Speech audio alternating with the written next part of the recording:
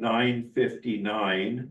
I expect we will start at approximately 2 minutes or so after, maybe 3 minutes after, because I know people tend to start logging in and then find out that their computers rebooted during the night or something like that.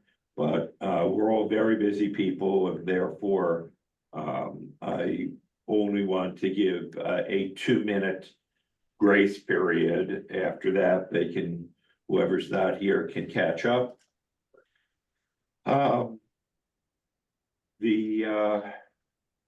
Till 10 o'clock, I see a lot of very important people on this call. And there will be more shortly. Oh, look, there's Mr. Hudson. Yes. Steve, good to see you.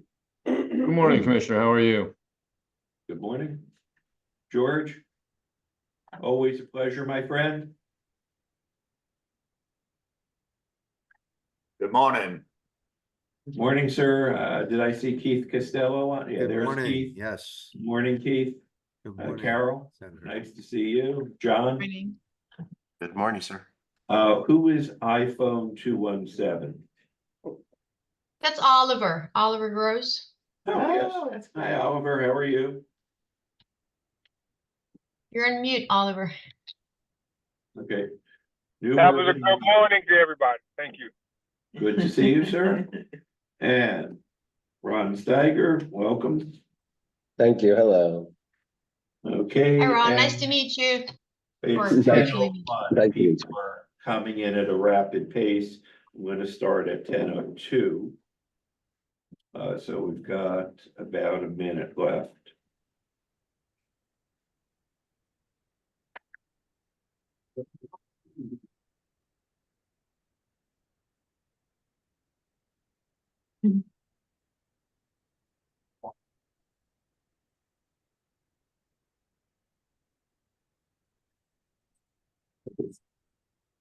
All right, it's now 10:02. I am extremely confident that we will have more people joining in the next minute or three. But in deference to those of you that are here on time, I'd like to begin. All of you, I hope, are familiar with the CEDS process.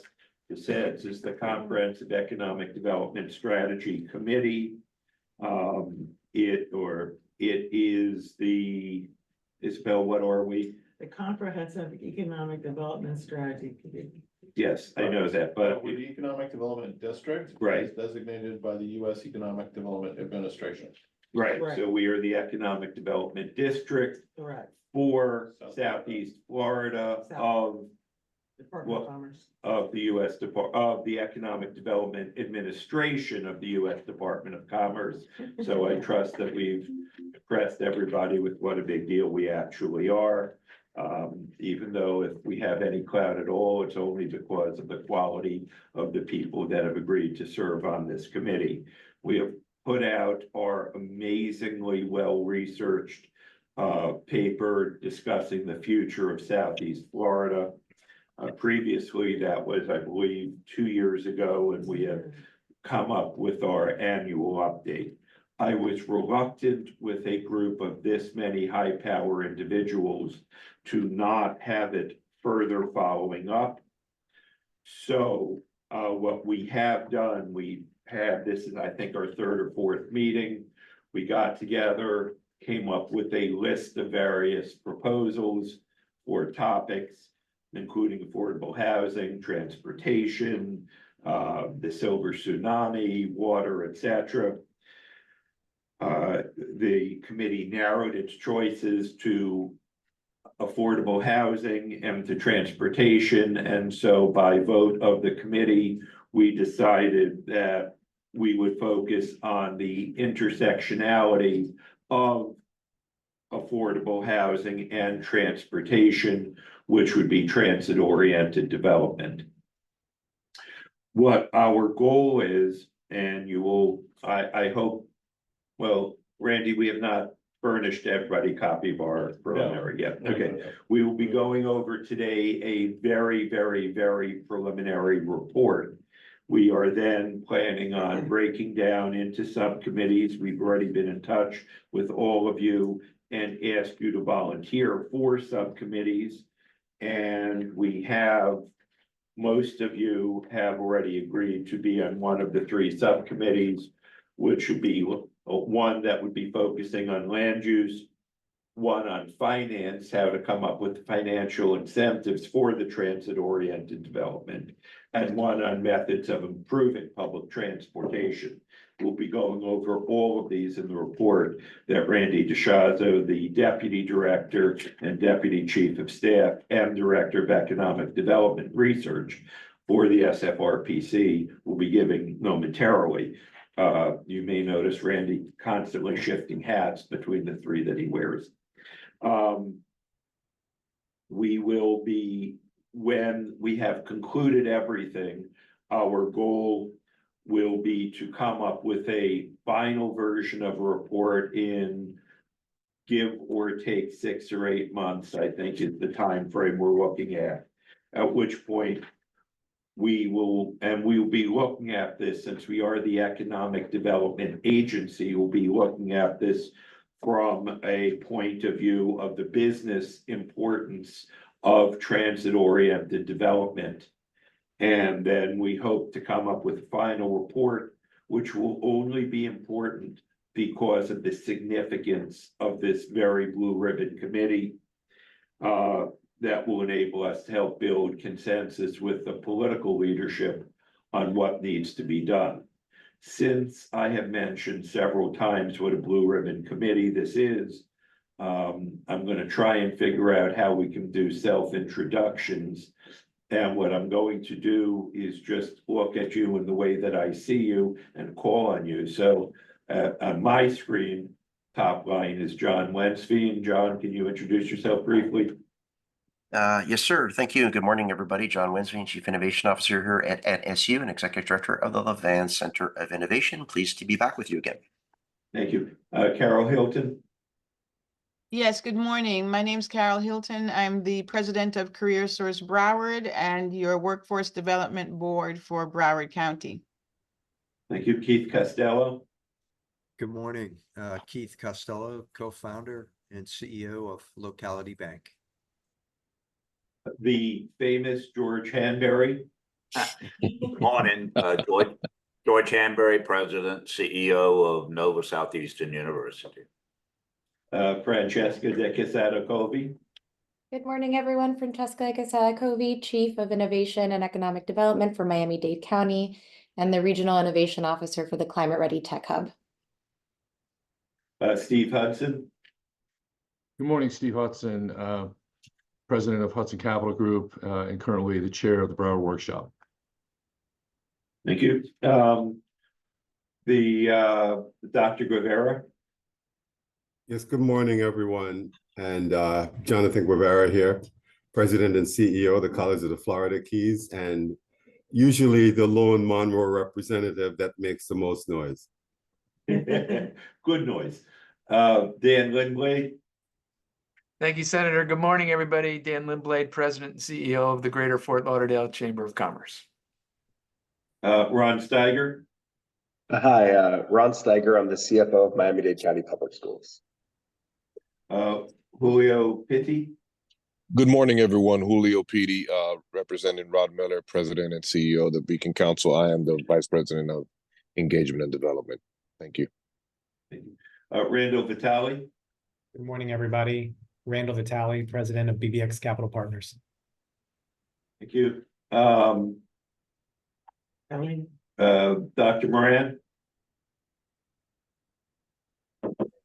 Good morning, everyone. Carolina Moran, Chief of District Resiliency, South Florida Water Management District. And I'm afraid I don't know who iPhone 217. Oliver Gross. Oh, Oliver Gross. Oliver, you're up. Good morning, everyone. Oliver Gross, New Urban Development, LLC. We're an affiliate of the Urban League of Greater Miami, but developers of workforce and affordable housing. Near Miami-Dade and throughout South Florida. We are expecting a couple other people to join us as they had RSVP'd, but everybody's busy. We know what that's like. What we're going to do now is, We should introduce ourselves. okay, I'm sorry, Randy. Randy DeCheza, Deputy Director, Director of Economic Development and Research. And Randy was the primary author of the presentation we're going to have today. Isabel? Isabel Cosio Carvalho, Executive Director, South Florida Regional Planning Council. Hello, everybody. Okay, Isabel, will you introduce the rest of your staff? Yes, Aralda. Hi, good morning, everyone. I'm Aralda Goli, and I am the Program Manager for Community Engagement and Economic Development. Thank you. And also with us is Leo Brodlowski Soli, our Director of Finance and our IT guru. And we also have Alexander Santana, who is one of our most recent staff, a great addition, and he is an administrative coordinator with the council. Okay, so today, what we intend to do is ask Randy to review the April CEDS meeting takeaways, define the goals of the business case, which I've already done somewhat, explain the formation of the subcommittees, a brief overview of TOD planning in Atlanta and Dallas, which are two comparisons with Broward and Miami-Dade counties, and discussion of next steps. And Mr. DeShazo, take it away. All right, thank you, sir. Welcome, everybody. And by the way, we'll be happy to send everybody a copy of this presentation to review. Great. All right, thank you, Alex. We'll go ahead and start moving a couple of slides ahead. We've gone over the agenda. And I'm going to briefly interrupt. Can everybody hear him? Can you hear him? Yes. Sounds good. Sounds good. Yes. Okay, thank you. All right, Please okay, proceed. okay, all right, just to quickly recap some of the things that we discussed at the April meeting. We talked about the need to develop some subcommittees and to identify some large metropolitan areas as points of reference or a comparison to help us think through how we might better align the need for affordable housing and bring transit together. And so we wanted to look at policies that support TOD in these large metropolitan areas, and then think about what are the financial and operational considerations that we need to push those issues forward in our region. And it's important for a couple of reasons that I'll get to in a number of slides, but just to sort of indicate what our progress has been since that last meeting. Everybody should have received a copy of the first and last mile SFRPC conference paper and the TOD finance business plan that was put together by staff at FAU. If you do not have a copy of either of those, please let us know and we'll get that right to you. We identified 3 subcommittees that will help us with this project: land use subcommittee of public transportation and finance, as I mentioned before. And we then went out and we identified members for each subcommittee. We're still hoping to talk with Dr. Wensveen a little bit about perhaps setting up a tour of the Digital Cities Lab. That might be interesting in helping us think through some of the issues, and perhaps Dr. Wensveen can weigh in on that a little bit later. And then we're also hoping to identify some experts going forward in our future meetings to help bring some additional light to the discussion. So we've done a little bit of outreach so far, but really our emphasis today is to just start moving with our subcommittees. Alex? And what you see here is the assignment of each person on this call, and maybe a couple of people who are on the call. For each subcommittee, we'll send you the list. I won't run through that in this particular presentation. And thus far, we have not drafted anybody. These have all been people that have volunteered to be on these volunteers. subs. If you have not yet chosen a subcommittee and you are willing to participate, please pick one of these 3 subcommittees. Yes, all right, thank you. And then let's go ahead and go to the next one. Okay, now we get to the meat of this. So what are we actually doing with our business case report? And the guiding question, I think, here is what the economy stands to gain or lose with access to labor and jobs. That's how we're defining what the economic impact is, and what local and state actions will help expand labor and job access through improved transit and TOD. Now, that sort of sets up the initial question. And then we've got to look at what the outcomes are to help us think more specifically about what this report will actually do or accomplish. So the first part of it, I think, is kind of a given to look at the economic value that is generated by transit-driven increased labor shed accessibility, as I will call it, even if it's not very wieldy. But the question really to everybody on this committee is, then having said that, what do we do then? What's the takeaway for that? They're simply answering questions about how do we improve service. A lot of work on that has already been done. And so that implies one particular direction. And one of the things that I really want to emphasize here is that we need to keep a regional scale perspective in mind. And also that the focus of the report needs to be on how these things contribute to creating and retaining our job base. So with that, we also have a couple of other concepts that we want to present to you. One is to draw together the existing transit and transportation plans from across the region to identify what the objectives are and to communicate with our business community about what are the most important items of those priorities to retaining and creating new jobs. And then we need to think perhaps about bridging the potential gaps, things that are not normally included in any one local plan or county plan, such as should there be a regional housing goal for the transit corridors that reach throughout our region? Do we think about it in terms of that same sort of question, in terms of housing jobs balance? Or do we want to look at, in addition to or solely into the potential for developing a TOD development fund? There are a lot of different things that what this report can do, and these are just some examples. But really, our emphasis today is to get to some consensus about what that might look like, and to really set an agenda for us to start working on a report and a final product. And I'd like to welcome Juliet Rulak, who has just joined us from Florida Power and Light. Thank you for being here, Juliet. Yeah, thank you. All right, so I'm going to talk a little bit about why this issue is so important here. The Miami-Fort Lauderdale MSA is the 6th largest in the country, and it is fairly well served by an extensive transit system. But there's some important questions about it that I want to delve into. One of the things that we think about in terms of supporting a successful transit system is that you need a certain level of density.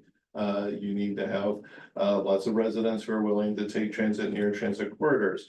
And if you look at this comparison between Miami, Houston, Dallas, Atlanta, Phoenix, Denver, we actually beat out everybody by a long mile in terms of our overall residential density. That's a good thing.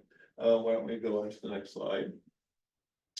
However, once you look at actual ridership statistics, we have the smallest annual ridership of any of what you might call the second tier level of metros. So New York, Chicago, Los Angeles, those are our very big systems in the United States.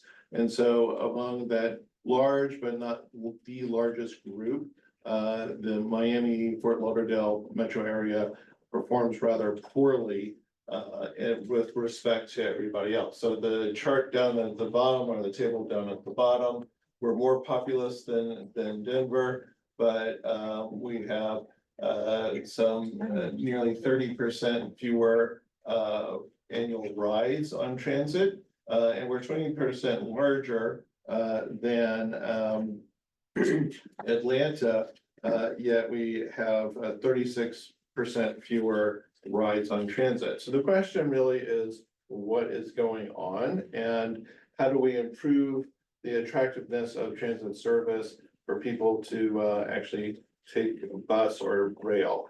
And so to help us answer that question, I looked at a study that helped to identify what were the primary causes and drivers of a decline in transit ridership throughout the United States in a relatively limited period, but it's still kind of important for our discussion.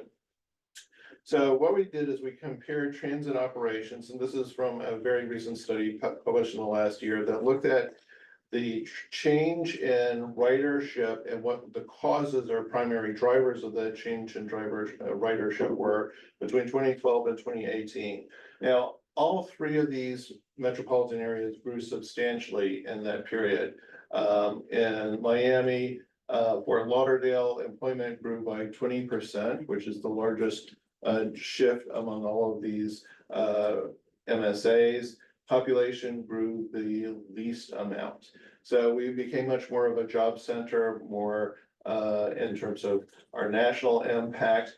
Median personal income increased at a nice clip.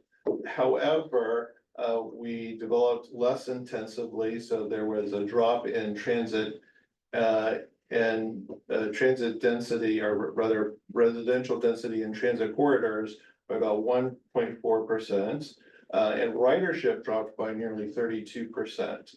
And there was also a drop similar to the drop in residential density in transit and train corridors, while ridership did not change at all. On the other hand, our other metros also did, it's a bit of a mixed bag, but some of them increased residential density in these transit corridors, and some of them saw relatively modest drops in ridership. And there are several causes for that. I want to go into what's going on in terms of that sort of comparison across our systems. Let's go ahead and move on to the next slide, so you get a better sense of what the trends have been. Now, what you see here are the very top line is all of total ridership for our MSA. And what you see is that as we get closer and closer to COVID, ridership crashes. This is the case across the country, but the return to normal has been relatively slow. And a large part of that is thanks to some careful analysis that I'll go into in a little bit, but more specific to our region. There were some problems with transit service. There were longer wait times. There were service reductions. There were service cuts. There was an increase in ghost buses. So they're en route and never actually arrive at their location. And there were problems with routes that were not as effective as they needed to be. But I want to go a little bit into the study that we really dug into. Yes, please, before you move on from the slide, I did not notice, but I would like to know what TNC is, what VRM Oh, I'm sorry, is, yeah. what WFH is. I feel like galloping here. TNCs or Ubers, but Randy. Right. So the study that we looked at identified a number of causes in addition to COVID. But when we did see increases in ridership, we saw that population growth was the single largest factor in bus ridership, but income gains and a lot of people from lower income strata actually moved out of our area. Some systems apparently had fare increases, but TNCs, those are your rideshare organizations. What does TNC stand for? Transportation Network Company. Okay, so now we know that rideshare, all right, and VRM? And so for rail, that's vehicle revenue miles.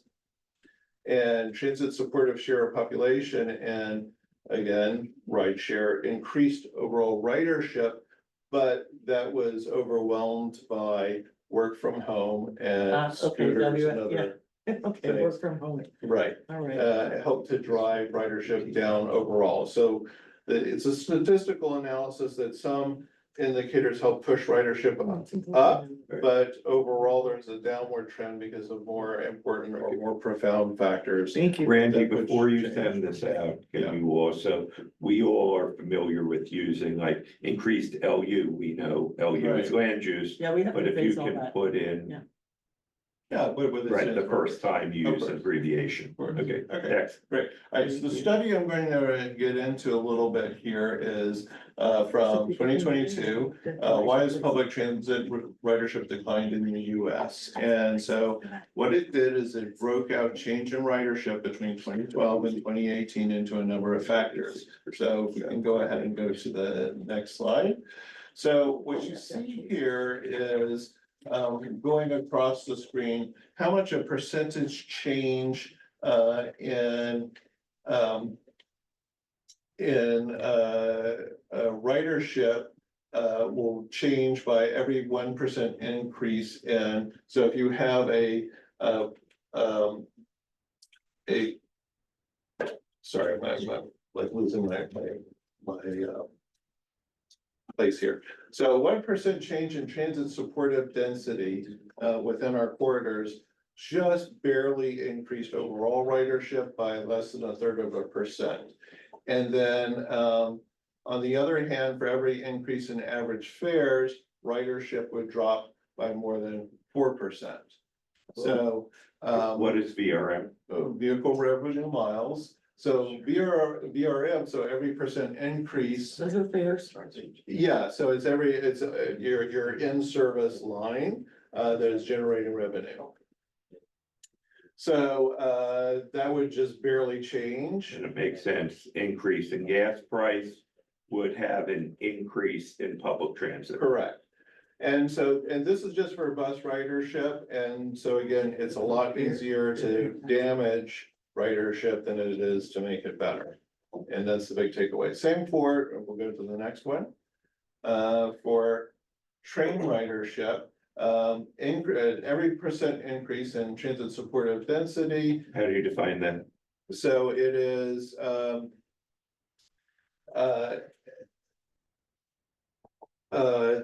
they set certain criteria. I think Half a mile, I believe. Right, within a half a mile, and it's every increase over 15 dwelling units per acre, I think it is. I'll have to get back to you about what that is. And then the overall change in percentage of population and jobs within those corridors also has a positive impact, but it's not very strong. And again, as with bus ridership, any increase in fare had a fairly drastic negative impact on average ridership. Not all systems did change fares. So RTA did not change their fares in over 10 years.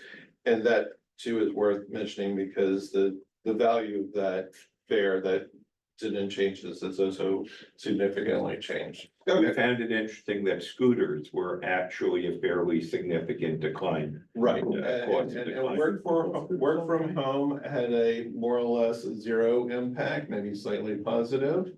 So people would take the train to do other things. All right, before I move on, I know I'm kind of moving at a fast clip. Are there any questions from anybody online? Yeah, I have one, George Hanbury. On all of the other metropolitan areas, did you also get who got the most federal aid for either buses or commuter rail? Did you do any analysis there? No, my understanding is that is a formula-driven allocation, and then there are also state funds that go into this, but that was outside of the scope of that particular study. Okay, I think it would be good to at least do some background check on how much did each of those regions receive federal aid to support the transit, either bus or rail or scooters. I doubt if they wanted any scooters. I doubt scooters, but I will mention. Right, Dr. Hanbury, one of the issues is again, almost all of the federal funds are matching.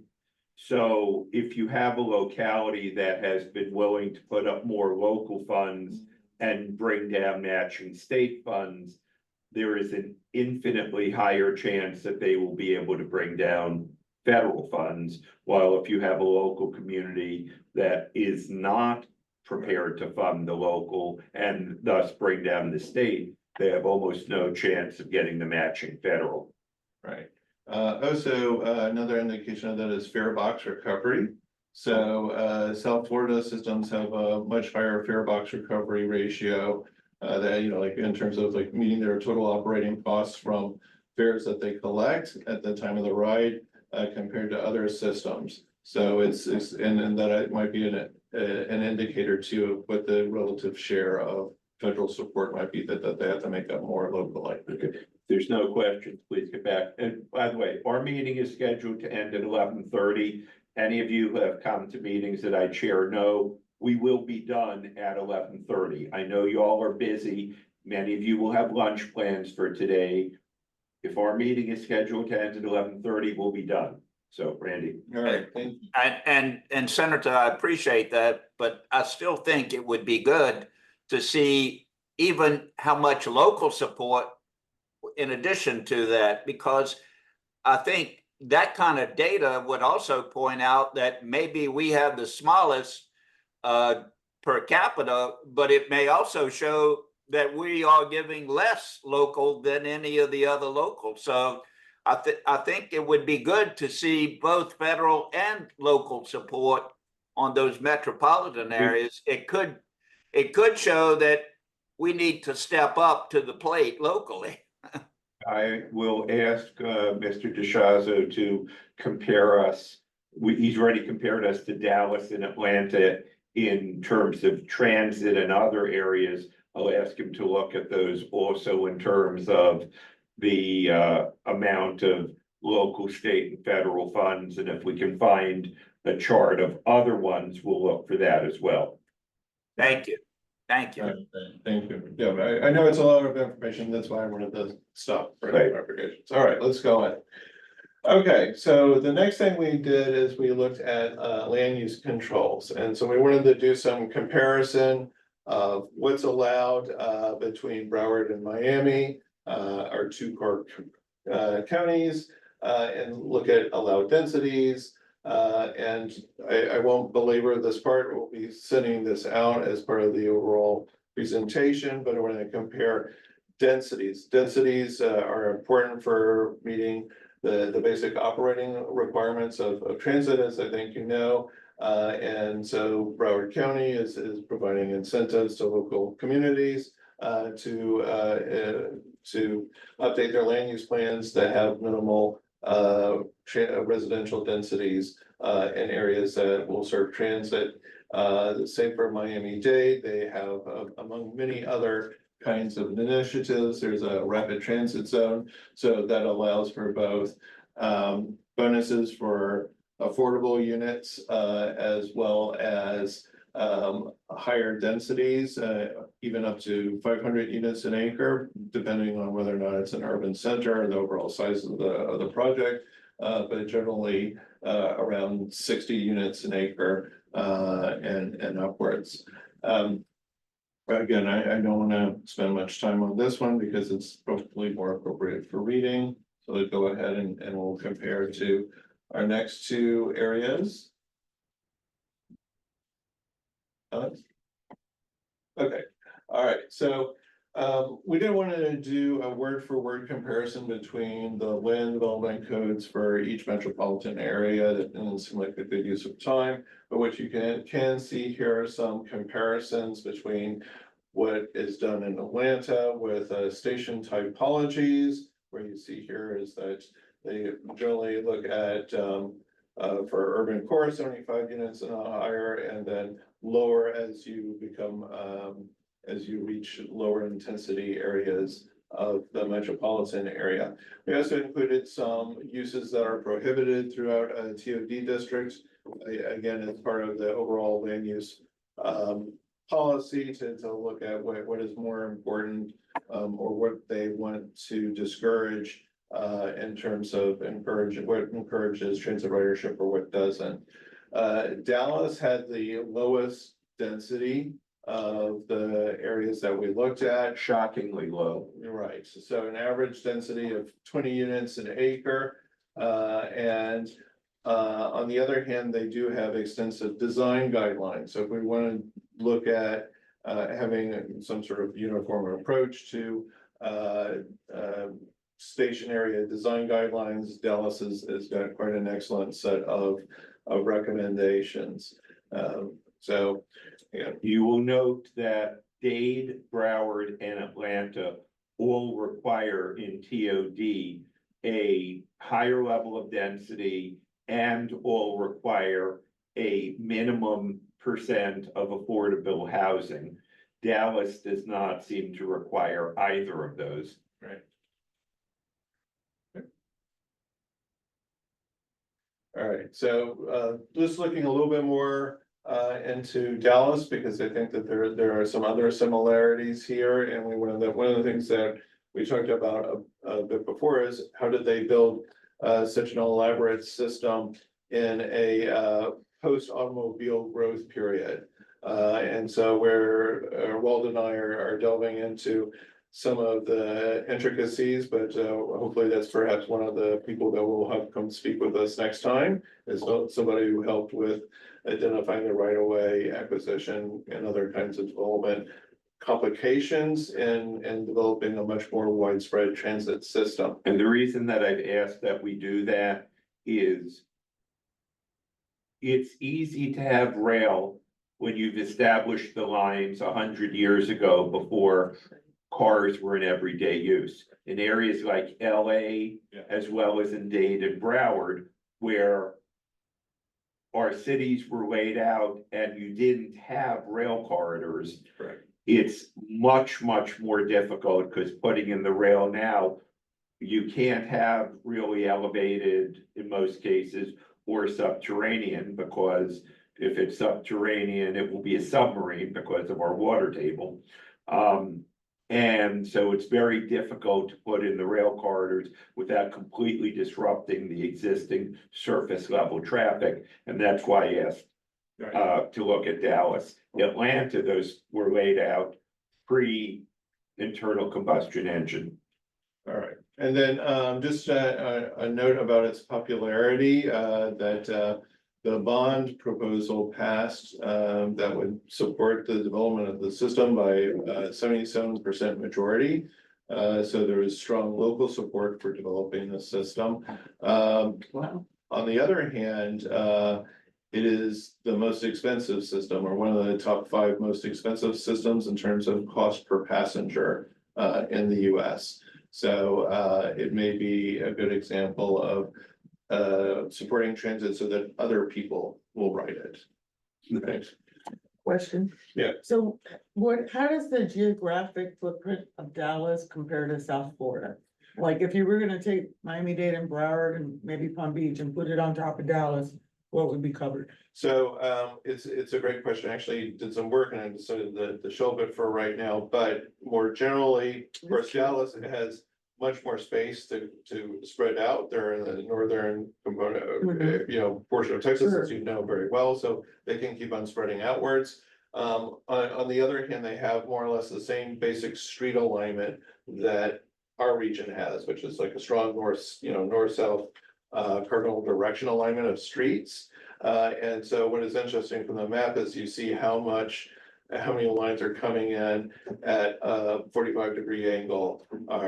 So one of the questions I wanted to put to the Dallas staff when we do reach out to them is to talk about what sort of clashes they encountered with developing the network. We have to proceed. Yeah, all right. Okay, let's go ahead and move on.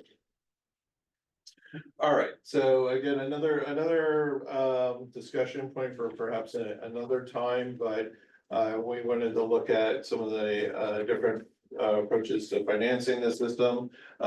As I just mentioned, Dallas had a bond, and they have a pretty strong TIP program as well, tax increment financing.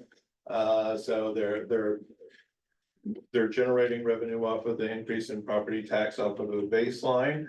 And both Miami and I'd Broward. like to welcome Bob Swindell onto the line. Welcome, sir. Thank you, Bob.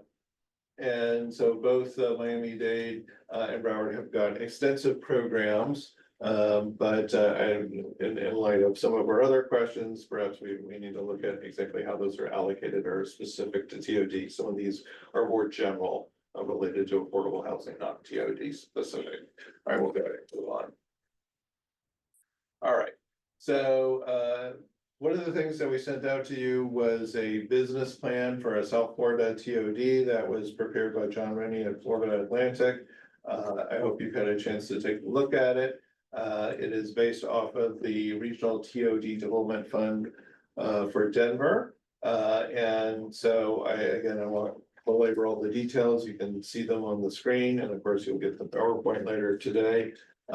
But it is one area that we can perhaps discuss a little bit more. Okay, go on. All right. So another thing that we wanted to bring to the table is to what extent our current system of rail stations already meets the transit densities that are required, residential densities that are required to really support a robust transit system. So as I understand, Broward County is already. I had recently passed, and it has been transmitted to the state for approval, land use change that will permit higher density, et cetera, within half mile of rail stations. It is important that it is only from the rail stations, not the rail corridors.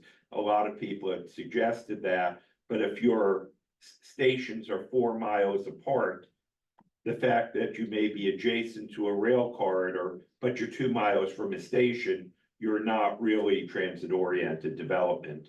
One of the things that will need to be decided is whether this should include mandatory higher density in what are currently purely residential areas or only in the commercial areas. Right. All right, go ahead and move on. And Senator, I'd like to reemphasize what you just said. I've had a bunch of students and employees who've been taking Brightline coming to the university from both Miami and West Palm Beach. And Brightline has doubled the fare since the Orlando connection because they don't want to be the commuter. They want to be the long distance carrier. And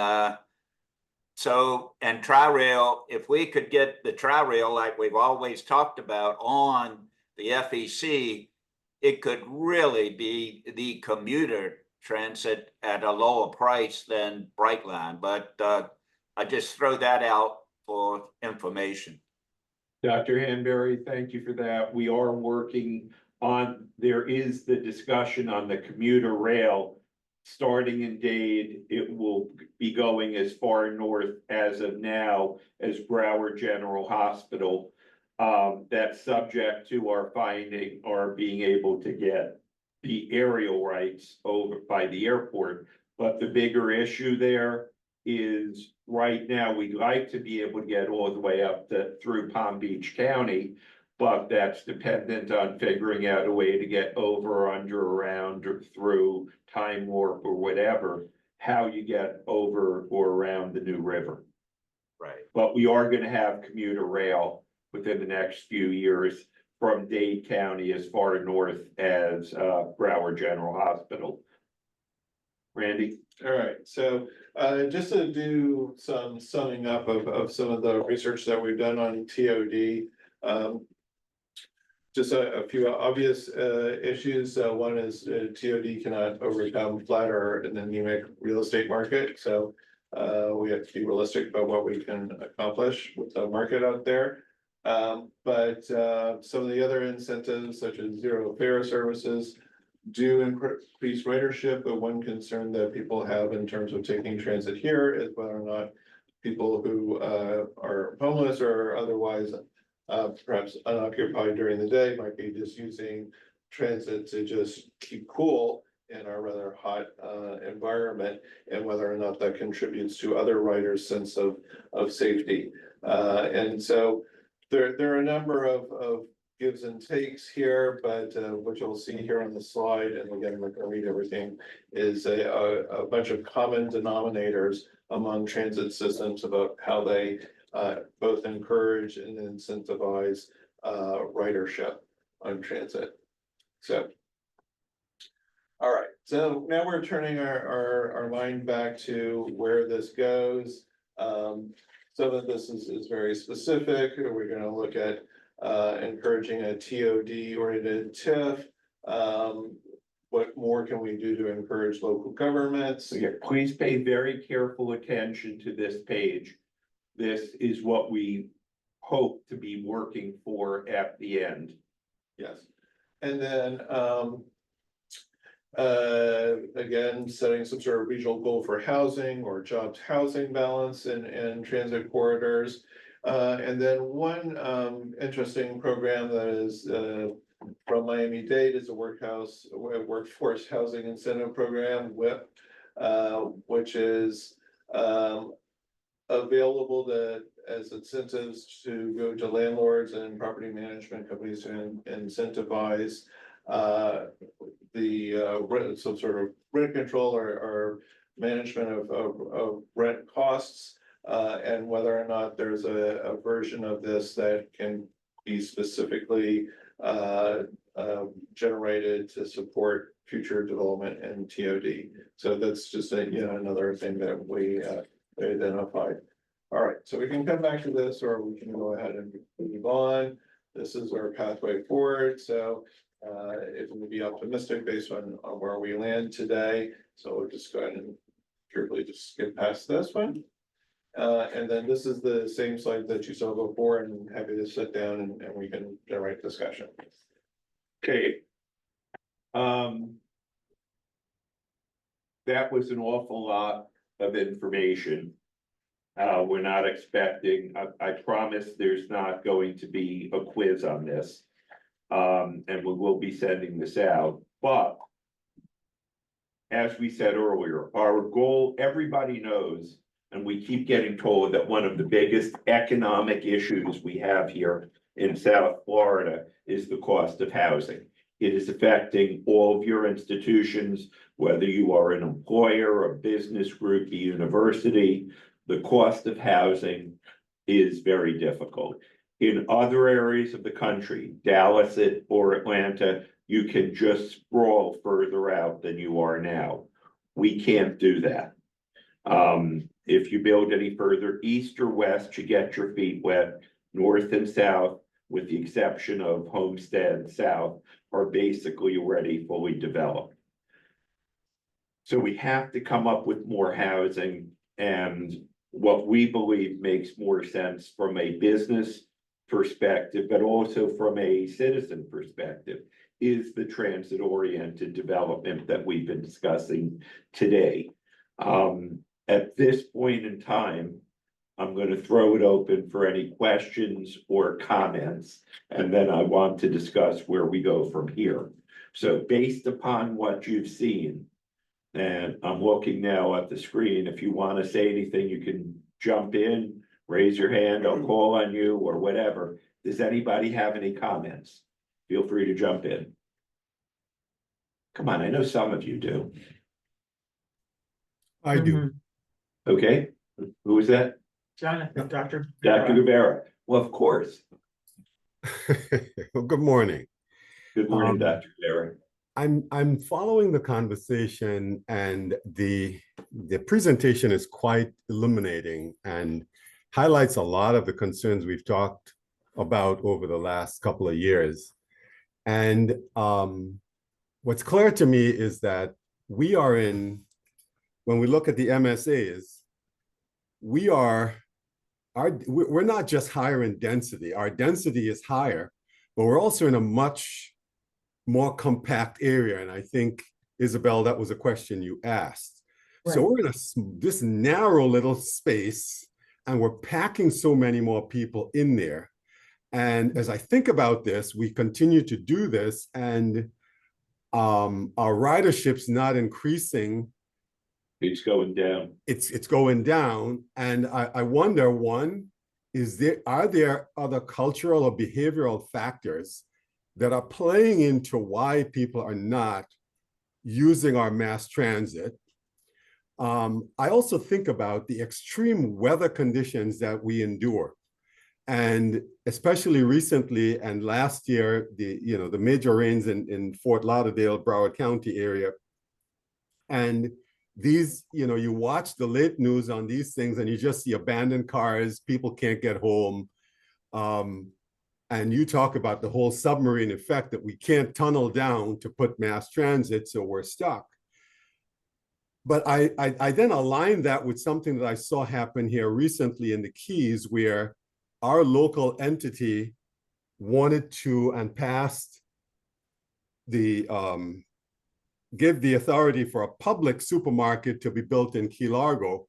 And the governor came down and vetoed the whole thing and threw it out.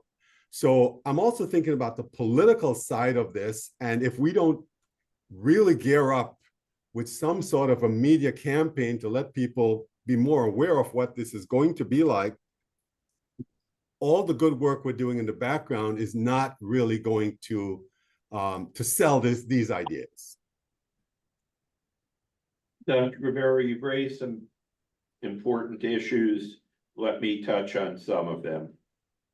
Well, I'll agree with you. First of all, there are some cultural issues here in South Florida about riding buses.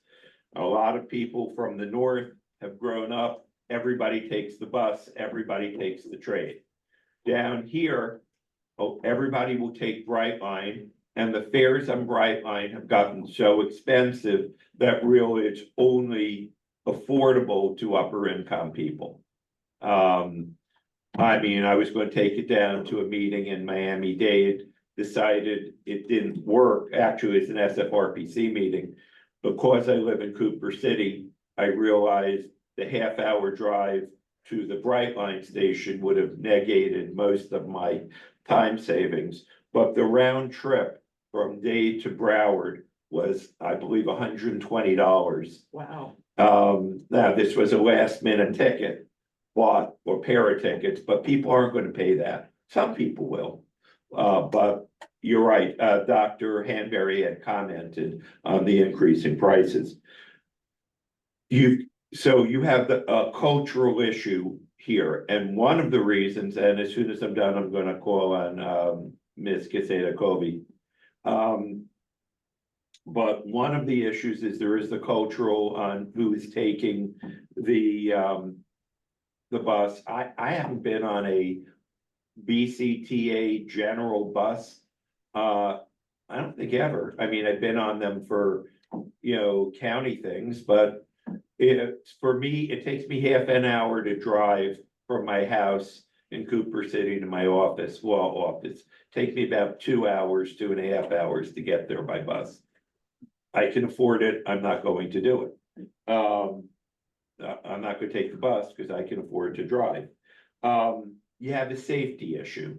Our bus drivers here in Broward, and maybe Dade is the same, have been complaining about, they don't feel safe frequently. They want more police on the actual buses. We're not going to be able to put a police officer in every bus, but perhaps at the transit centers. But there is a concern about safety and also about homeless people that would just ride the bus all day because it's air conditioned. And it's, we don't have enough other places for people to go that are unhoused when it gets hot. So there's that issue. There's the weather issue. There are some cities, and Randy has looked into them, where you can have buses every 5, 6, 7 minutes. If you've ever been in the Nordic countries, they have trains and buses that are almost indistinguishable because they're painted the same way. One is on rubber tires, one is on metal wheels, but they go to a lot of the same locations. There are electric signs saying, all right, electronic signs. This bus will be here in 3 minutes. This train will be here in 6 minutes. We don't have those. And if you're going to have to wait for 20 or 30 or 40 minutes, and I know in Broward, and we're improving this now because of our surtax, but we've been 30-minute average wait time on buses. People aren't going to wait that long unless they have to. And then we run into the issue of our poor employees that, you know, are housekeepers at our hotels. I'm speaking from a Broward perspective, but I'm sure Dade is similar, are people who live largely in Water Hill and Waterdale Lakes that work on hotels on Fort Lauderdale or Hollywood or Pompano beaches. It takes them 2 hours to get there by bus, and we've worked on trying to improve this, but A, it's too long of a time, and B, I'm old and fat, and I would die if I was waiting in the heat for 30 minutes. And by the way, those of you on the CEDS committee remember, our weather in Dade and Broward County, if you're near the coast, it's tropical monsoon. And if you're further inland, the weather is tropical rainforest.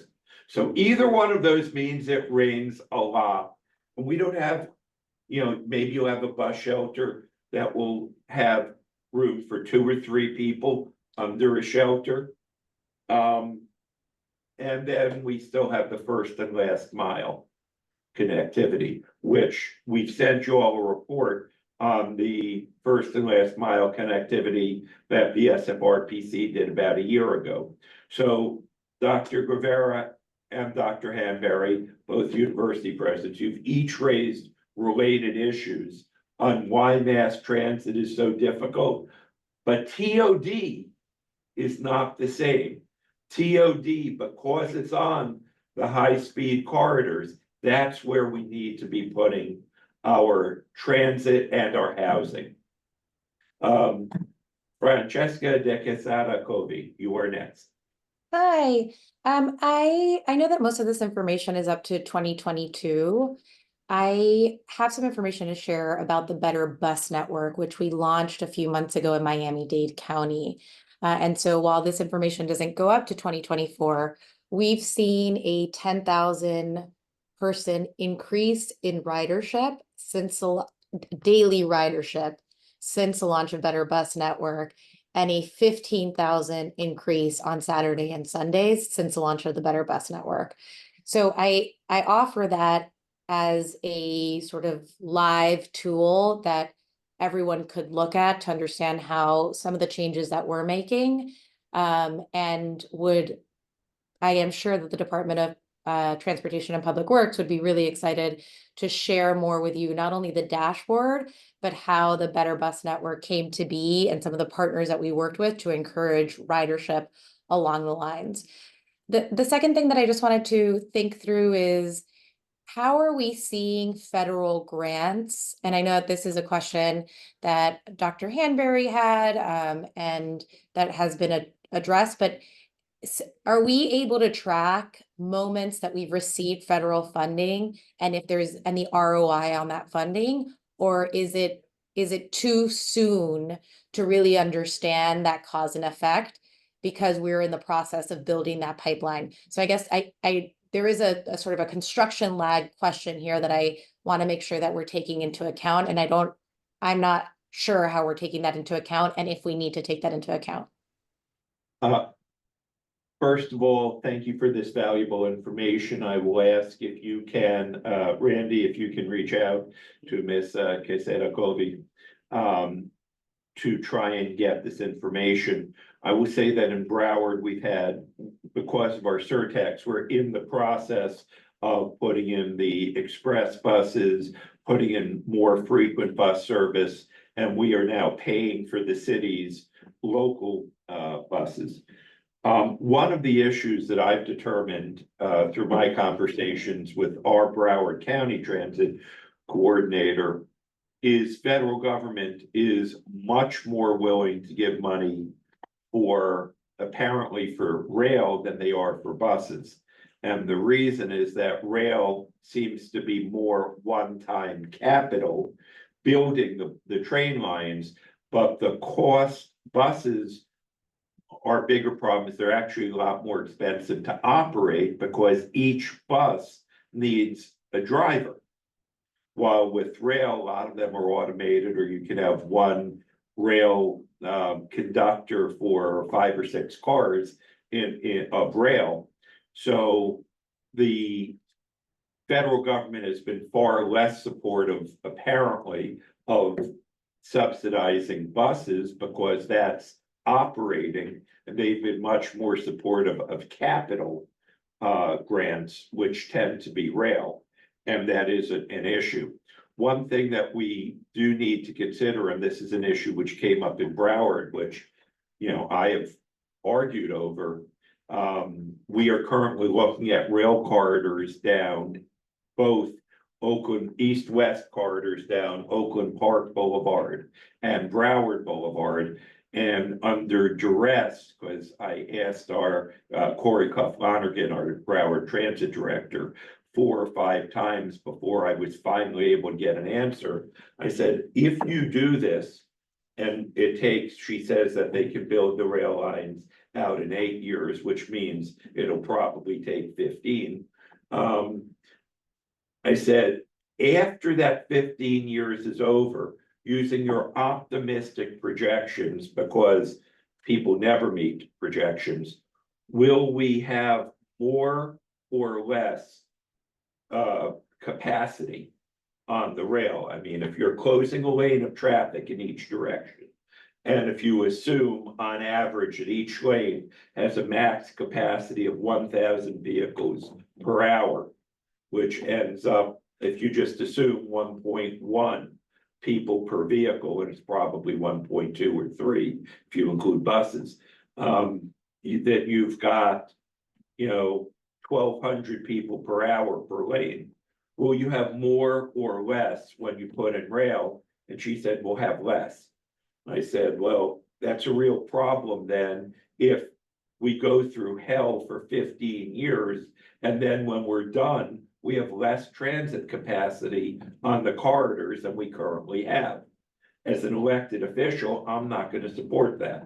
So one of the other factors, though, is if you do put in rail, and we're talking about putting in rail north-south, a lot more trains, that's going to wreak havoc if they're surface level on east-west traffic. Because instead of having one train every 30 minutes and you stop traffic, if we have a train every 10 minutes and you're having to stop traffic, we have to factor that in. Just comments. But Randy, please, if you can get with Ms. Quezada-Covey. Yeah, actually Isabel has already sent me the Great. link. Okay, and I'll also put you in touch with the Broward coordinator. Are there other questions or comments? They don't have to be questions or comments. Anyone else?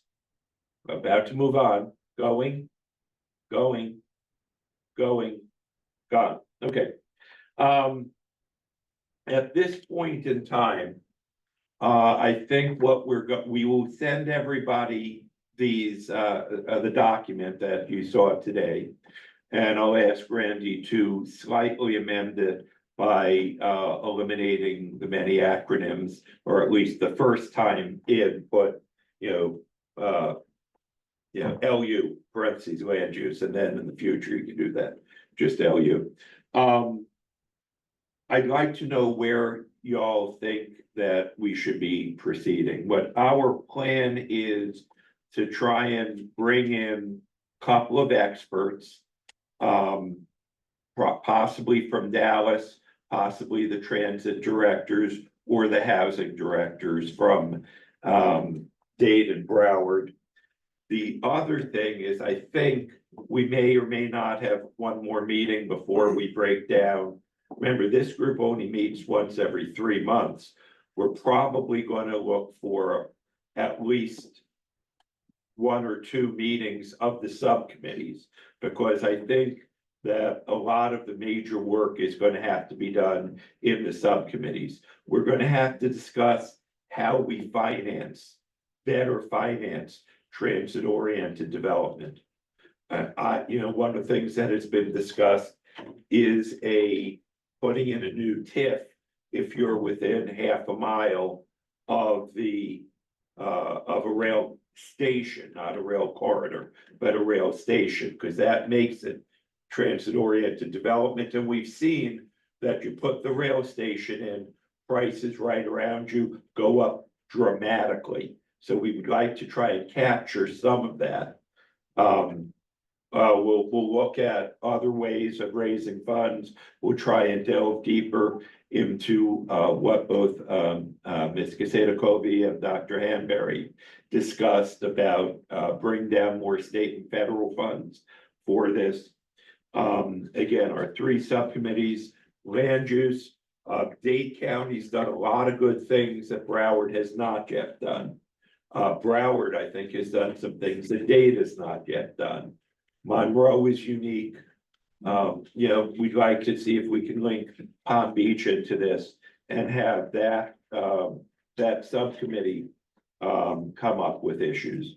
And again, the issue of public transit improvement, which is our 3rd subcommittee.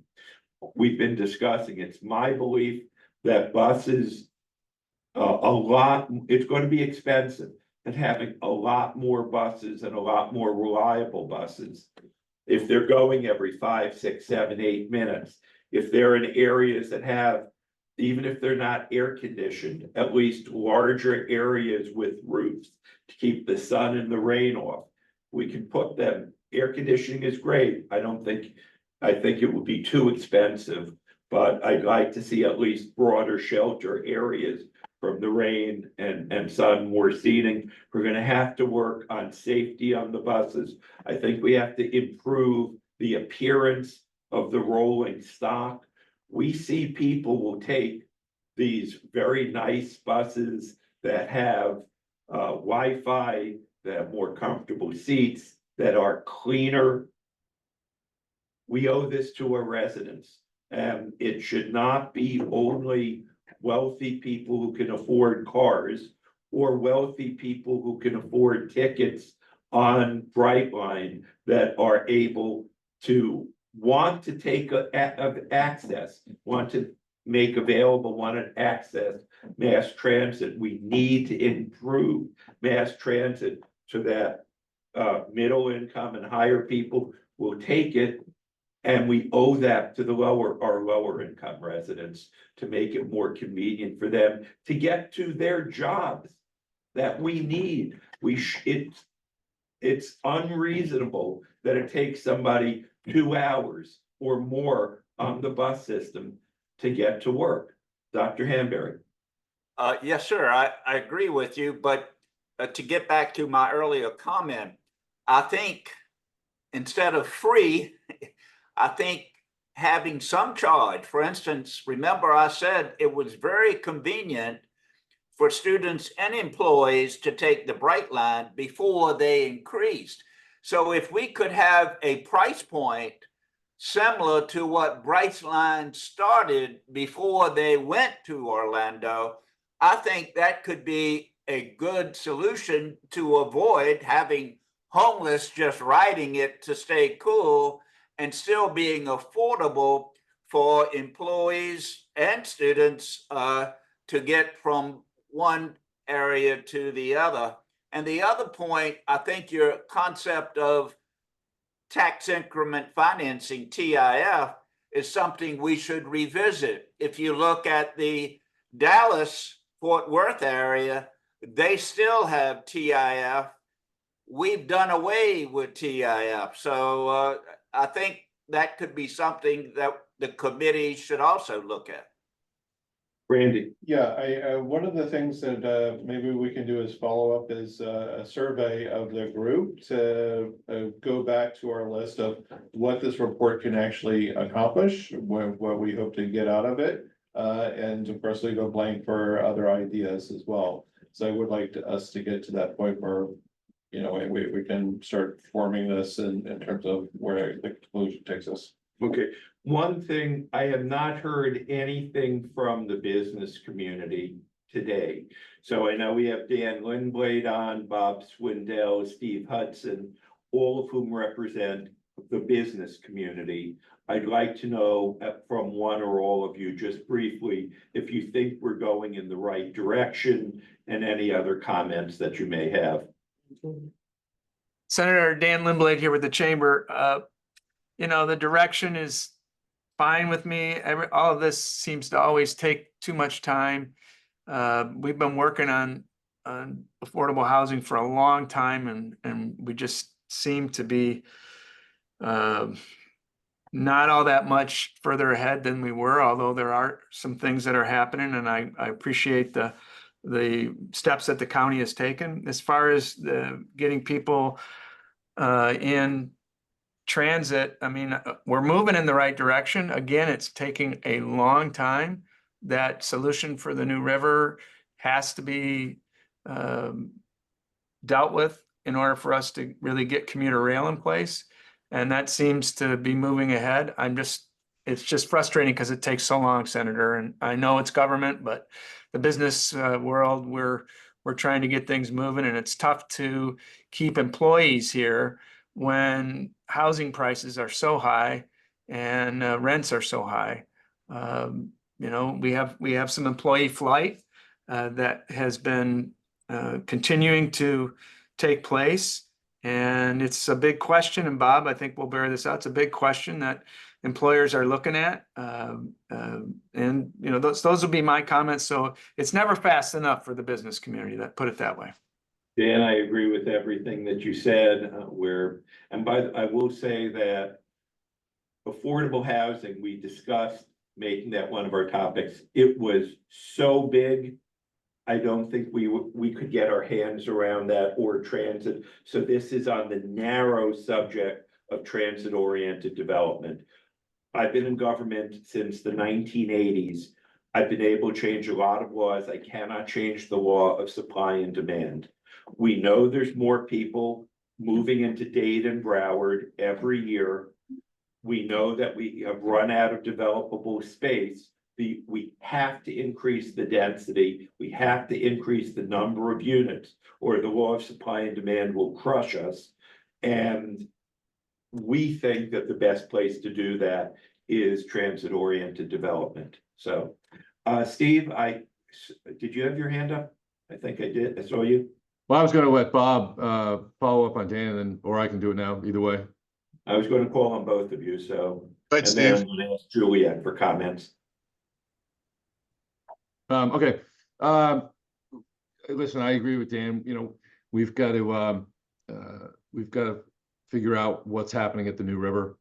You know, and I do believe that, you know, that commuter rail belongs closer to the downtowns. So whatever we can do to make that happen, commuter rail is priority number one. But the transit-oriented development and the density that comes with it will certainly help. The bus situation, I don't know what the answer is there. This community, as you stated, you know, middle to upper class are not going to ride buses. It's just a fact of this area. So does that mean that instead of putting more money into buses, we should look at you know, other light rail options you know, throughout the county? So just my 2 cents. Hey, Bob. Thank you, Senator Geller. Yeah, I agree with the comments that Dan and Steve have made. I think, you know, you're on the right path. I think that focusing in on a specific when it comes to housing affordability, like transit-oriented developments, is a good thing for this group to do. And maybe if we, you know, break this complex issue down and different strategic planning groups can get together and focus on specifics, we might be able to move the ball a little quicker. I was talking to Jermaine Smith-Bowell last week about her project in Oakland Park. It's a $140 million project, and she's a nonprofit, and it's taken her 2 years to get through the process to get that project close to its getting a shovel in the ground. That's just mind-boggling to me. And clearly, you understand why nonprofits don't get involved in this and developers shy away from it. It's just the value of that time is really hard to replace, and it's hard to justify some of these projects. So to Dan's point, figuring out ways that we can expedite the process, and it's just not obviously the county, but some of our land use planning on our bigger regional basis is part of what's at fault here.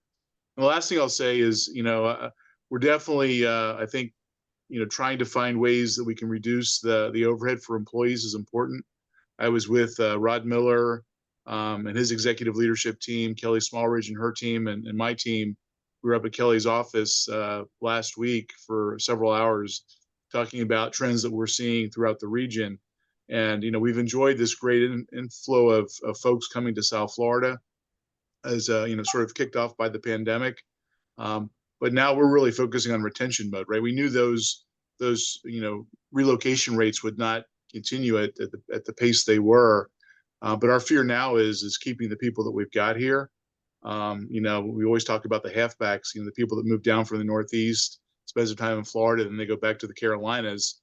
And that's ultimately where they settle. We want to try to prevent that phenomenon from happening. But, anecdotal stories and talking to businesses in all 3 counties, more and more employers are having challenges keeping their employees. And some are having to, reluctantly go to more remote work. If folks want to, if they're doing design work and they can be in North Carolina and have a lower cost of living, either they stay employed with a company and they're dealing with the remote work, or, the employees just leave the state. So clearly, an important area for us all to focus on. And if we can combine transit with housing affordability, I think that could be a winning combination for this group to specifically focus on. Thank you. Juliet and then Keith, anything? Yeah, just briefly, I really agree with a lot that has been said. And just for a somewhat broader perspective, I know our focus is in the Southeast region, but these 2 issues are very much a part of the concerns we're seeing across the state. As you know, my colleagues and I talk about the issues that are significant and in all our regions, and these 2 always float up to the top. So I really want to stress that I agree in the very focused approach, and we can't boil the ocean, and perhaps if we do that, we will be more successful. So I think the transit-oriented housing and the transportation really are the 2 key things for us to focus on. I wonder if we think about how to incent employees, if we look at models where there is some contribution by large employers and with discounted rates for employees. I think we need to think about those types of opportunities, because it is something that I think many of the larger employers are looking to solve. So I would just throw that out as a thought. We really have to be creative here. Thank you. As I said, the other thing is the ocean doesn't need our help to boil it. It's starting to boil itself. Keith, anything? Yeah, I would just say, as Dan was saying, the length of time that these things take for people who are in the business community it's very frustrating. And, I was looking through the 2019 report, and ultimately everything comes down to money. Where is the money coming from? And these things are not, if they're not economically viable, building affordable housing, transportation, it really comes down to finding access to capital to do these things. I look forward to working on that with the committee and looking for ways to do that. But it's and there is no obviously easy way to do that. So it's a lot of work, and I'm glad to be involved. The only three people I see that we haven't heard from, and if any of you would like to speak, let me know. Then I'm going to call on Ms. Quesada Gobi again. Dr. Wensteen, Dr. Moran, or who else? Or Mr. Steiger. Did any of the three of you have any comments? Not necessarily any comments. I think the conversation's moving in the right direction. I agree with Dan. For almost 5 years, been in my role, and the subject of affordable housing and transportation has been at the top of the list. I did mention the last time that we met that we do have a new resource that's available that I'd love to figure out how we can make this applicable to this initiative around our AI Digital Cities Lab, and how we can deploy data sensors that do multiple applications so that we've got some increased data beyond what's already been collected to help with strategic planning. And I'm just sitting here thinking from the Public Transportation Improvement Committee side, just jotting down notes about how we take a holistic approach to the transportation side of things, and truly basically creating categories that integrates infrastructure expansion, technological innovation, policy reform, and community engagement as subheading. So when the committee meets, we've got some meat to start focusing on. But I'm enjoying the conversation and love to see us talk, but also would like to see us walk with some results at the end of the day. That's our hope. Dr. Moran, anything? Mr. Is that Steiger, anything? Yeah, I'm just here, I'm learning. I think that from my perspective as I think one of the larger employers in Miami-Dade County with the public schools, we're certainly having a hard time recruiting. I can tell you just in the finance department, like what you're saying hits true with, we're having to make decisions on whether we how and when we let people work remotely. We have people that live, up in Coral Springs and Cooper City like you do, that have to commute to MDCPS. So we're moving to more and more remote work because, because we can't get them, we can't staff our certain positions any longer. So this is an issue that hits us from from an employment perspective, and then also out, obviously from our core business of, we're losing families, right? All of Miami-Dade is losing families. Housing is not affordable any longer, and people are having to move out of our area. And we're seeing it in the number of students that we serve between us and private schools and charter schools combined. I've like the comments I've heard, I've had a couple of employees that were taking Brightline in, and they had the monthly commuter pass, and then they cut that pass, so they can no longer afford the Brightline on a day-to-day basis. So yeah, it seemed that for a moment, Miami was South Florida was poised to become a somewhat rail community in addition to just a tri-rail, and that's no longer going to be the case. So yeah, there has to be a solution somehow. For a moment, Ms. Quesada-Gobi. Yes, I just wanted to say, somebody made a comment about who uses public transportation. As we become, we're obviously much younger than New York or Boston or Chicago, but one of the great things about all these cities is that historically you've seen hedge fund CEOs and bus drivers riding public transportation. And one of the ideas that we have in Miami-Dade County is, how do we do a marketing campaign to tell the story of the dynamism that exists in the people, the ridership of these transportation, so that we debunk a little of the very real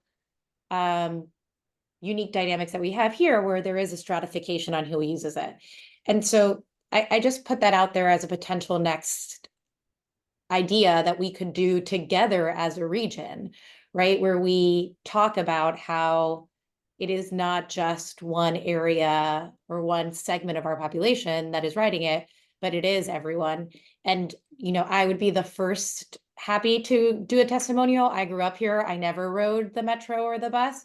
And I have a delightful experience riding the metro into work every day. And it saves me, half the time. So I just think that if we were able to, I do think that there is also a habit changing exercise that we will need to do in addition to the very real infrastructure and financial efforts that we will need to make.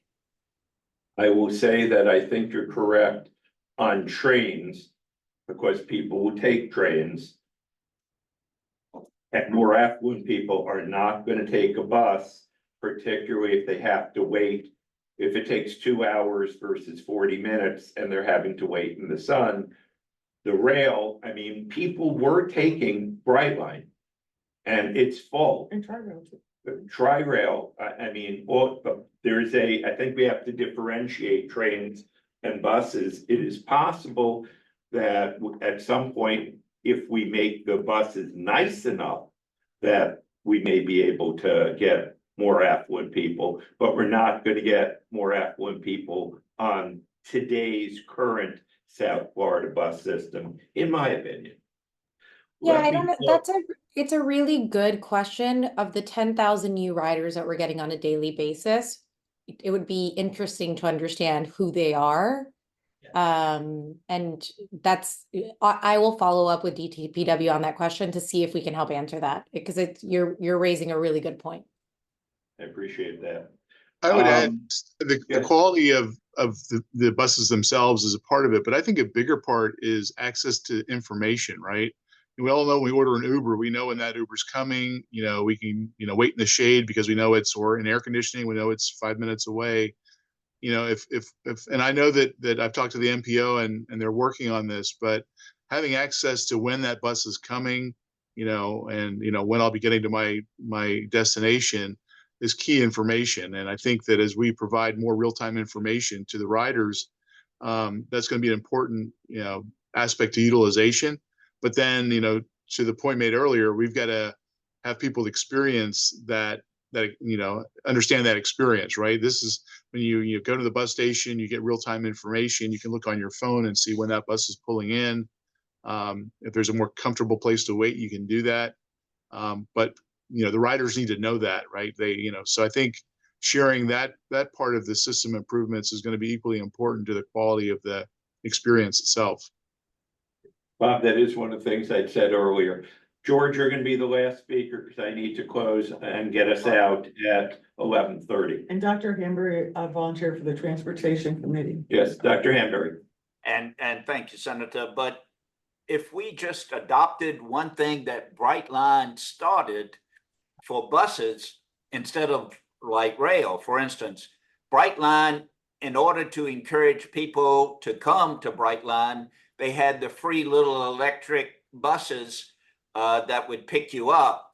If we did the same thing with bus transportation so that we had an express from one destination, like a park and ride, to a downtown destination, and then maybe give free pickup to go to the park and ride from the house, we could copy some of the things that Brightline did for buses that they've done away with, and that is affordability on transportation, ease of pickup to take people to a park and ride site or a terminal, and then 3, an express route so that it didn't stop at 25 different locations. It went from one place to another to guarantee a timely response.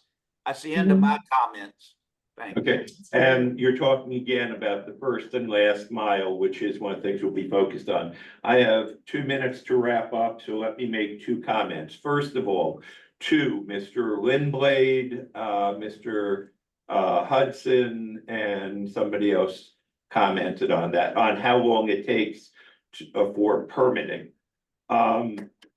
This is not CEDS. This is just me as a Broward County Commissioner. If you have any ideas, because that's been a pet peeve of mine for years, how long permitting takes. If you have any ideas on as to what the county can do to expedite that, I think Mr. Costello also commented. Let me know. I'll be happy to meet with you together or separately. I'll be happy to introduce something on that. Let me know, because I agree with you. I just don't know what we can do, because most of it's at a city level. But I would be very happy to meet with you to work on that subject. The final thing is New River Crossing. My prediction is we're not going to reach any conclusion, any resolution, and it'll just stop. I'll tell you what I have personally offered to the city. Right now, we've been told, and this is my prediction, we've been told that by FDOT, 450 million for a bridge. We've been told billions and billions for a tunnel. Then the city of Fort Lauderdale came in and said, first, I think it was 600, 700, now it's 800. I've said to them, look, county can't give you a blank check, but as one county commissioner, the county share of this is supposed to be 25%. I am absolutely willing to vote to give you up to $200 million. If you're convinced it's 800 million, I'd be willing to vote at our next meeting to give you up to 200 million. But if it ends up being $1.5 billion, and the state or feds aren't willing to kick in more than the amount, I can't give them a blank check on the county for 700 or 800 million. So I'm willing, if the city is confident that they can do it for 800 million or 900 million, and they need the county to vote to give its 25%, which would be 200 million if it's 8, or 225 if it's 9. I'll vote for that tomorrow. But I can't give a blank check, which is what the city seems to be asking for. In my opinion, if it's going to be resolved, and you may know how to get this done, there's got to be a public-private partnership where a finance company and a tunnel company and an engineering company come to us and say, we'll guarantee, we'll build it and maintain it for $950 million. I pulled that number out of the air. And if it comes in less than 950, we get to keep it. If it's more than 950, we'll pay for the extra. That's something I could vote for, because that gives me a maximum county amount that the county would be responsible for. But I can never vote for a blank check if it turns into the big dig, because that would devastate the taxpayers of Broward. So that's just my opinion. I think I'm being very reasonable on that. And if any of you want to contact me offline, because it's now 11:31, 11:32, and I've gone over. But if Dan or Steve or who else is on that was talking about that, Bob, if any of you want to discuss that with me, I'm happy. All of you know how to reach me. I talk to you all the time. Would you just stay on the line just a few minutes longer then and just chat? Absolutely. Great. All right, so if there's nothing else, we will be in touch with you. I'm gonna be staying on the line to discuss specifically New River Crossing with Steve Hudson, Bob or Dan, if you want to stay on as well, or anyone else, you're welcome to. I'd like to thank all of you for being here. We will be following up with you shortly. Thank you. Thank you very much. Meeting is now over. Anybody who wants to stay on to discuss New River Crossing is welcome to do so. Thanks.